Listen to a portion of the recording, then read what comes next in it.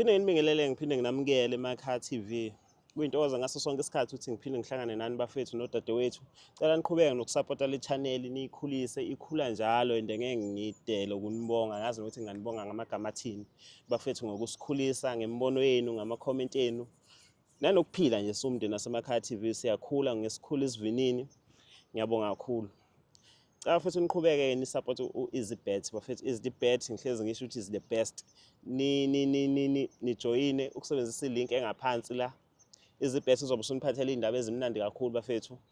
Ibonus ka 50 rand mo joina, i-voucher, ibonus yama spins awu25, ibonus yendathane yama spins banokuhlaba nje ngendathane bafethu ama spins. Easy Bet nje kuyaphileka. Ubetha la nonke lama app lawo enibetha ngawo lawa abuye stack. Easy Bet awustack. Easy Bet awujemi. Easy Bet mo withdraw imali isheshe ingene kwi-account yakho. Okwakho nje ukuthi ujoin ilink la bese usebenzisa i-promo code ethi STE50 ngamagama amakhulu STE50 uzobe usungena ezintweni bafethu ngizolokhu ngisho njalo. Le nyanga le ningixolele ngisazolokhu nje ngokushilo lokho. Inyanga ebalekile uNovember no. Inyanga ebaleke kakhulu ofanele siqwashisane simotivatane sibhekane makhona umuntu omazi ukuthi useyinkinga njengamanje umbheke ngoba inyanga le abantu abanokurealize khona ukuthi sihluleke kangakanani empilweni. Inyanga le unokuyibuka ngenza mhlawumbe uyasebenza bese uyabona ukuthi anginamali kwi-stop order, anginamali kwi-service account, still sikule nyanga nje ngisadepende emholweni.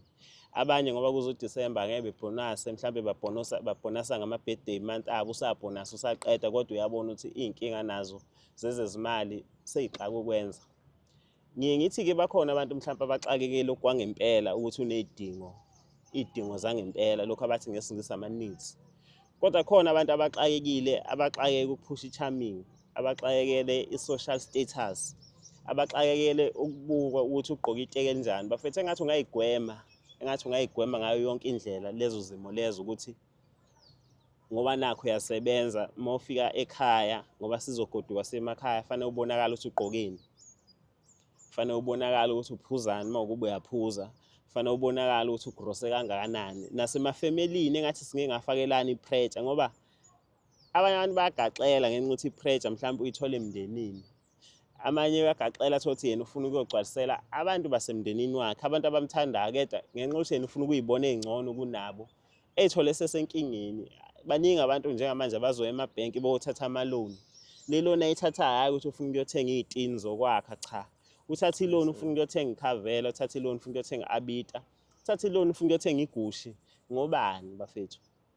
NgoJanuary uzobe usenkingeni. Since lo nyaka ukanje wena ngoma ungaqala unyaka ngoJanuary usune-loan bafethu ngiyasho lo nyaka uzobe usuqalisa ukweleta. Engathi into ongayenza njengamanje singamukela bafethu.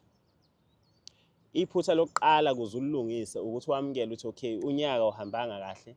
Uyibuze nawe ukuthi kungani unyaka wami ungahambanga ngendlela engangiplane ngayo ngoba sonke January sinembono, sinama plans. Abanye bathi ngizojima kulonyaka kodwa nawo unyaka uyaphela. Angisho ukuthi ngithini. Abanye bathi ngizosave kulenyanga, ngizosave kulonyanga, ngizosave 1000 ngenyanga kodwa methu uyabheka njengamanje fanele abe no 10000. Akana ngisho u1 rand lathi uzosave khona. Into efanele siyenze ukuthi sibonisane ukuthi kwenzakaleni, kungani ungasavanga. Bese sibuya kabusha ngonyaka ozayo ngoba masizothi manje sifuna ukwenza izinto ezihlule ukuthi sizenze onyakeni wonke. Sisenkingeni bafethu. Yebo khona abasebenzayo bayebese ukuthi fanele kuyijabulise kodwa qaphela ukuthi ukuyijabulisa kwakho akukufaki nenkingeni.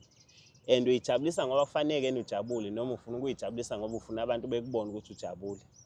Angeke ngandeke amaningi bafethu kodwa ngathi izinto esingazenza njengamanje ngeke kube izinto esizozenza ukuthi ngonyaka ozayo sithole ukuthi sesigaxele, sithole sesemacaleni, sithole sesenkingeni. Abanye abantu inyanga bazoyothwala ngayo. Omunye umuntu uyothwala nje uthwalela ukuthi ebe nemali ngoDisemba, thothi sithwala soze siqala ukusebenza ngoMashi. Nakhona engasasifuni. Sesiyamxaka ke manje isithwalo wathwalela ukuthi ufuna ukuthi ngoDisemba ebonakala ngathi right. Khona umfethu njengamanje ono 30000 ozoyothenga imoto ngenxa yokuthi ufuna ukufika emakhaya enemoto. Imoto ezofika ife nakhona emakhaya iphinde imthathe 100000 ukuyikhanda esebenzele emuva. Engathi bafethu konke esingakwenza njengamanje empilweni zethu singakwenzela thina hayi ukuthi sifuna ukubukeka kanjani. Ngiyaxolisa sengikhulume kwaze kweqa. Bafo, ngikubingelele ngiphinde ngikwamukele emakhaya TV. Yebo njani bafo?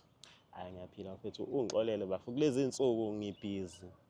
Nginomkhankaso omusha ukuthi inqumo esizithathayo Sibheka. engathi singayibheka ngoba lenyanga inyanga okuningi okwenzakalayo oku-wrong. Ngezathu ukuthi isikhathi esiningi singabantu sisuke sifuna ukukhava unyaka. Sifuna ukukhava ngale nyanga lapho kungeke senzeke.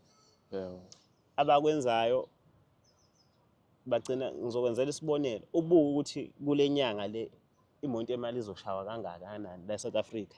Uzobusabathe imonto yemali ishayiwe. Usabathe imonto yemali ishayiwe. Ingoba and abaningi babo bayabopha nomkhonazi ubig deal alishaye ihlamvu ubuya ngokuzolala. Uyabo ukuthi ngesikhathi wena ade uthi wenzela wena wawushaya leyo muntu imali umkhonazi uyakuhlaba ngenhlamvu kini abanayo ngisho imali yokungcwaba. Yabo idleke oseyikhandile.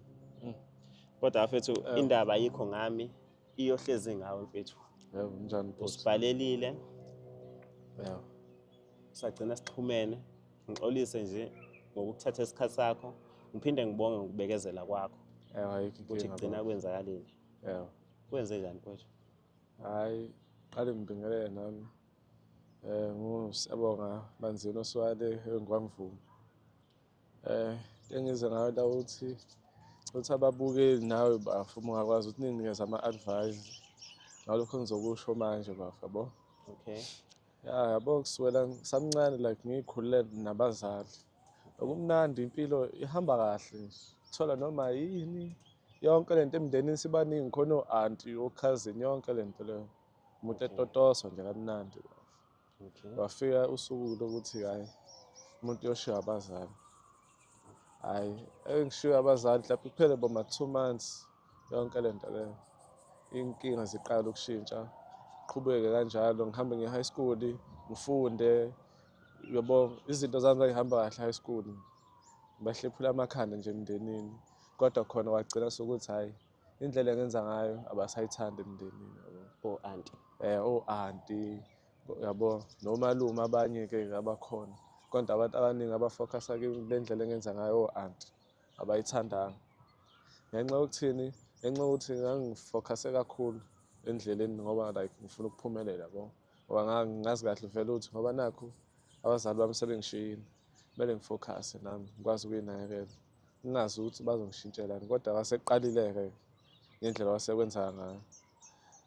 Shaya i-high school bafo ngifunde kube mnandi ngiphase. Mangiphasa ngihambe ngiyofunda e-university la e-UKZN njengoba ngifunda khona la e-university. Hayi njengoba ngifunda khona isipani engasithola esincane. Mangifunda kahle mangifunda e-UKZN ekhaya bayakhala yabo lokho ukuthi ngibasendele imali yabo NSFAS ngibasendele kodwa ngagcina sengenze njani ngasabasendeli. Why? Ngagcina ngingasabasendeli ngoba ngenxa yokuthi ezinye izinto ababeyikhuluma kimi zazingahlali kahle.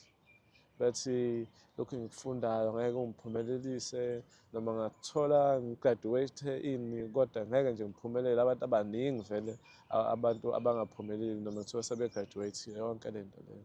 Ngaqala ngawusolisa ukuthi umuntu akanayo umndeni la yabo. Uhlukumezekile. Hayi nginganaki. Ngibona ukuthi okay yabo imali ngiyayeka ukuyisenda. Gcina sengisola futhi nokuthi labantu laba bayangithakatha yabo. Hayi ngahamba ngayo kumuntu ngohlola ngathola ukuthi hayi abantu laba bangicindezela. Ngoba ngike ngibone noma kuthiwa ngiyabuyela emsebenzini ngiyazama ukusebenza kusebenzeki kahle. Yabo bangicindezelile. Manje angisazi ukuthi ngenze njani ngoba like noma ngicabanga ukuthi okay ngoba nakuNovember umuntu usezobuyela emakhaya. Ngiyasaba ukubuyela lapha ekhaya ngoba ngiyazi ukuthi mhlawumbe kungenzeka ngingabuyi noma bengenze something ukuthi uma ukuthi mhlawumbe sengiyabuyela eThekwini futhi ngizozama. Ngivele ngiphelelwe yonke into ngiphelelwe amandla kuvele nje kushube yonke lento leyo nabafo yabo. Hayi bandla. Ngiyakuzwa bafo futhi ngiyarelate kakhulu kulento oqeda kisho. Ngicathi nabaningi abafethu bayarelate. Yebo. Into ebuhlungu ukuthi ngicathi usemncane ukuthi ungabhekana nale nkinga lezi obhekane nazo. Ukuthi-ke emhlabeni asiyikhetheli iy'nkinga, khona iy'nkinga ezinozikufice uzubone ukuthi iy'nkinga bezi-right-ke mhlambe bezingafici umuntu ona-40. Hhayi ukuthi ngoba inefanele ziy'nkinga, kodwa mhlampe ingoba engakwazi useqinile ngokwanele ukuthi usengakwazi ukuthi ebhekane nalezi nkinga. Ngoba umuntu ona-40 esebenza ubengathi hhayi mina ngumuntu wesilisa ngingay'phumela umuzi wami. Ngandise umuzi kababa esayidini noma ngiphume umuzi kababa. Uma kwabe sihlala ekhaya elikhulu kuya ngokuthi isintu sakini sithini. Bese eba nomuzi wakhe eganwe kuwukuthi la ebaleni into ayikhulumayo ikhulunywa uye umkakhe iy'ngane zakhe. Uyabo ukuthi yena ngabe kungcono. Kodwa wena usemusha namandla okuphuma umuzi onawo. Kusafanele uyohlala kulo leli khaya leli osuzizwa ngathi awubalulekile kulo. Yangihluma ngicabanga nje okuningi ukuthi ngiqhubeke noma ngiqashe khona la, kodwa I feel like ngiyadinga ukuya ekhaya. Ikhaya libalulekile ngoba libalulekile, ngikhotha amandla ngoba ngibuya ngiphelelwa amandla. Inkinga futhi ngoba ngiphelelwa amandla futhi ngicabanga ukuthi ngoba bengangidingi bengizonda ngayo yonke indlela bengikhuluma kabi le ekhaya. Ngicabanga ukuthi mhlawumbe uma ngiya khona ngizizwa ngathi amandla azovele ephela kakhulu. Manje angazi ukuthi ngizowenza njani, ekhe ngibhale i-TV mhlawumbe ubafe nga-advise noma abantu uma kuhamba bengi-advise ukuthi ngenze njani ngoba kuyangihlukumeza ngoba akukho mina angisazi nokucabanga kahle. Bafo ngiyafisa ukuthi bengingathi mhlampe mina ngiku-advise kodwa la ekhaya somndeni. Abantu ngiyafisa ngathi nawe noma le video siphumile amanye ama-comment ungawabuka. Yabo. Ngiyafisa kodwa igcine into engakusho mina ukuthi ngiyafisa ngathi noNkulunkulu engakupha amandla ukuthi le nkinga obhekane nazo kube ukuthi amandla onawo angangazo noma futhi angaphezulu kwazo, ngoba ngabe ngiyagagamela mangathi hayi thola umuntu othize qina, kodwa futhi angazi ukuthi abantu kuma-comment bazothini. Yabo. Ngoba inzondo yomndeni ihlezi khona. Kuye kuthiwe wonke umuzi nomuzi uney'nkinga zawo. Yingakho nami mfethu ngathi le gama lale channel kusemakhaya TV, ngoba ngangenzela khona sikwazi ukukhuluma iy'nkinga ezenzeka ngaphansi kwemindeni. Abantu banokudideka uma ngithi emakhaya TV bey'tshela ukuthi hhayi i-channel yasemakhaya like ema-rural areas. Cha, i-channel yasemakhaya as if homes. Izinto ezenzakala ngaphansi kophahla lakini nolwakini nolwakini nolwakini, ngoba izinto ezenza uzuze kuthiwa umuntu ufike wabulala umndeni wakhe, ezinye zazo azizazi uyiqalaphi. Futhi nawe le nkinga esibhekane nazo asiyazi ukuthi inzondo eyakhelayo ngakuwe towards abantu bakini ibanga kanani. Omunye umuntu usengagcina ethi asibukeni ukuthi abazali bakho bashona kanjani, egcine sethi usibanibani nosibanibani babulala umama nobaba. Ngakho-ke nje engikufisayo ukuthi uNkulunkulu aqala kuphi i-strength kuqala. Ukuthi noma sekuthiwa kuyafika isikhathi sokuthi uyavala emsebenzini uyahamba, ungathi uma emakhaya uya ngenzondo, ngoba ungenzeka ukuthi abantu othi mhlawumbe bayakuzonda wo-anti. Ngibuze nje omzala bakho-ke bona injani impilo kuwe nabo? Omzala bagcina kungikhulumisa ngiza la eThekwini. Angikhulumi. Khuluma noma kuthiwa ngiyabasendela like ama-pictures ngibatshele ukuthi ngenza kanjani lana, ngisho ama-statement ami ama-semester mephumile ngibatshele ukuthi okay, uma ngifuna mhlawumbe nginisize ngokuthi mhlawumbe nginisize, ngibasendele imali. After ngibasendele imali abasangikhulumisi, nami ngicabanga ukuthi hhayi bayasizana nabo ufuna ukubibona nabo bangisapotha lenkinga engibhekene nayo, kodwa ngaze ngayithi vuka ukuthi hhayi khona ngahamba ngawubuya umuntu ngabona ukuthi ekhaya bangenza nje kanje, ngavele ngabona ukuthi ngithule. Or like ngicabanga uma ukuthi mhlawumbe ngiyabatshela ukugijima beyotshela o-anti yabo, gcina sebecindezela kakhulu kunakuqala. Uma ukhuluma indaba ukuthi bagcina ukukhuluma nabo uma ubasendela imali, ngeke ngathi ngisasebenza eGoli, ngisuke eGoli ngesitimela esisuke eThembisa, bayazi abahlala eGoli, ngehla eJiphi estation, khona eGoli istation ekuthiwa kuseJiphi. Sehla sigibela mahhala la esitimeleni kuthiwa amangoba, sikhokhile. Ongabona uma sehla lapha esitimeleni angazi ngathi yini, uthi gcwele thiqu sehla. Yasiringa ifoni yomunye umfo la phambi kwami, kwakuzi 25 usuku lokuhola. nami ngangiholile nje ekuseni ngisaphethwe stress sokuthi imali ngizoyidistributha kanjani. Ibamba le foni enkabi futhi bayifonela ekhaya. Yathi bengazi ukuthi namhlanje into yokuqala ikhole engizoyithola iphuma kini. Into eniyaziyo nje ukuthi ningifonele njalo uma ngiholile ngoba-ke namhlanje nizongifonela nje ngiyazi ukuthi nifuna imali. Yebo ngizoyifaka imali, into ebuhlungu ukuthi ngiyazi ukuthi ngizogcina ukukhuluma nani namhlanje ngoba ngangigcina ukukhuluma nani ngey-25 ey'dlule. Yangithinta lento eshoyo lo mfo ukuthi hawu lento iyenzeka ngempela kweminye imindeni ukuthi khulunywa abantu bakini bekhulume nawe makufanele kufake imali kuphela. Emva kwalokho ngeke uthole ngisho ikhole ezokubuza ukuthi hayibo injani impilo, u-right, kuhamba kanjani. Izinto ezenzakalayo lezo emndenini yethu, kodwa okubuhlungu ukuthi akekho umuntu osuke kubuza ukuthi mfethu kuhamba kahle. Mfethu engathi uNkulunkulu engakupha amandla, kodwa ama-comment siwalalela ukuthi athini. Siyizwe imibono yabantu ukuthi ithini. Ngicathi asibambelanga ngoba negama lakho usulishilo. Angazi noma sengi-editha ngizozama manje ukuthi ngilikhiphe. Khona bengeke bebone ngoba ade ushilo umuntu uma umbambile wezwa kuthiwa uyakuganga. Akufanele uvele umtshele ngoba nabantu abahlolayo bakhuluma amanga. Mhlambe sothi indaba yakhe idinga umuthi, qina ndoda bayakuthakatha, kanti idinga umuntu wakini omdala mhlawumbe wasemndenini ozothi akuhlale phansi kukhulunywe. Nayizonda kangaka ingane kwenze njani. Nabo begonyuluke ukuthi hayi ingane asizondi ukuthi nokuthi mhlawumbe nabo belibone iphutha labo ukuthi ngathi sithathe ngamawala sazonda ingane ngoba into enokwenzeka uthola umuntu kwashona uma wakhe emzonda. Egcina usethatha leyo nzondo leyo impi yabazali isiwele ey'nganeni. Sothi wena ohlangene nalento mhlawumbe azondela yona uma wakho noma azondela wena uba wakho. Mhlawumbe lento le into edinga inhlambululo yomndeni. Mhlawumbe nabo into abayaziyo khona ebaleni wazi ukuthi asifanele ngabe kuyakhulunywa lento ikhulunywe idlule.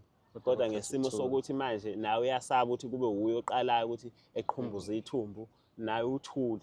Nawe uthule, nawe uphatheke kabi, nomunye uphatheke kabi. Nawe mhlawumbe ucathi uma ufika ungena uma umbuka uthi buka ingane amasibanibani ngibuka kabi. Uyangizonda lo ufuze unina. Thothi awukho aware ukuthi kwenzakalani. Awukho aware. Yikho ngithi mfethu ngiyathandaza ukuthi uNkulunkulu akuphe amandla. Futhi akuphe ukuhlakanipha ukuthi ngayo yonke into ozoyithatha ngaso sonke isinqumo ozosenza kube ukuthi isona sizokwenza ukuthi le nkinga obhekene nayo iphumelele futhi idlule. Bese nje akuvikela kakhulu ukuthi ekugcineni angeke uye phela engathi uyathandwa. Ungagcina usudla namaplate a-wrong. Kube ukuthi uvikelekile ukuthi maqhamuka izimo kanjalo ukwazi ukuthi nawe uphephe. Cha mfethu nesimo sezulu ngathi sesizona la. Asithembe ukuthi kuma-comment nami inamba zakho ngizoyigcina ngizoyisave. Sizoqhubeka sidibane sibonisane ukuthi wegcine wenze njani. Nje ngithanda ukuthi mfethu uku-understand ukuthi izinto ziyakhulunywa. Ziyakhulunywa mfethu izinto ngoba ekugcineni uzogcina udecide ukubulala abantu uboshwe. Iy'nkinga uy'tshela ukuthi wena uyayixazulula kanti ubanga iy'nkinga more. Ukwazi kwakho mfethu ukuthi ubone ukuthi khona inkinga and le nkinga idinga ukuthi ngiyikhulume. Ngicathi isiqalo leso mfethu sokuyinqoba. U-30% wale nkinga yakho usuyinqobile. Lokho okunye mfethu uNkulunkulu useyodlala indima yakhe. Ngiyabonga baba. Mbukele emakhaya. Ngiyathemba ukuthi nani nizwile udaba likamfowethu. Mhlawumbe nawe unodaba olukanje olukuhlukumezayo othule nalo. Akukho okudlula ukukhuluma. Uma uba khulumeki nalomuntu onenkinga naye, khuluma nabanye. Nabani nobani uke wadibana ney'nkinga. Iy'bongo ezithi umuntu inkunzi emdwayidwa uyithola ngoba enamanxeba kodwa akawanga. Waqhubeka wavuka waphila nawo la manxeba. Siyabonga.